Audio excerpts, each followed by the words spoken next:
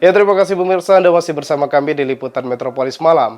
Menjelang bulan Ramadan dan Tahun Baru Imlek, pemerintah kabupaten bersama tim pengendali inflasi daerah Oku melakukan inspeksi mendadak ke sejumlah pasar tradisional di Kota Batu Raja untuk memastikan ketersediaan stok dan harga pangan.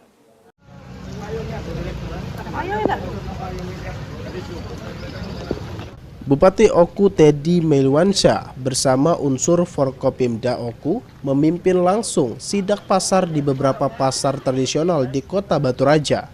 Sidak dilakukan dalam rangka pengecekan harga-harga sembako menjelang bulan suci Ramadan dan Tahun Baru Imlek. Disampaikan Teddy, kegiatan ini dilakukan dalam rangka untuk memastikan ketersediaan harga dan stok di Pasar Batu Raja aman, hingga masyarakat Oku nyaman dalam membeli kebutuhan menjelang bulan suci Ramadan dan Tahun Baru Imlek.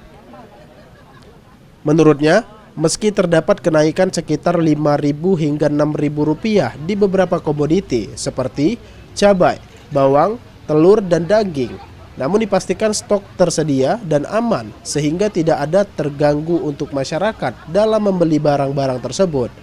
Dan menjamin menjelang bulan Ramadan ini masyarakat Oku bisa berbelanja dengan aman dan nyaman.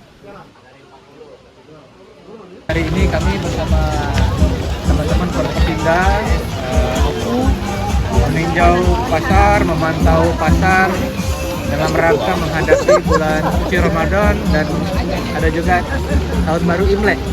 Kami ingin memastikan bahwa harga-harga dan stok aman, tersedia, dan masyarakat bisa nyaman untuk membeli barang-barang itu. Tadi kami cek di beberapa tempat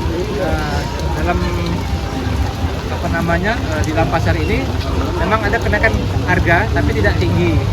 Rata-rata naik antara Rp5.000 dan Rp6.000 lah.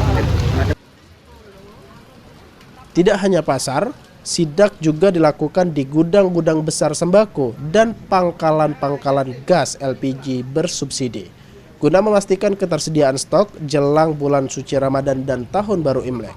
Yunin Yuniki, PAL TV.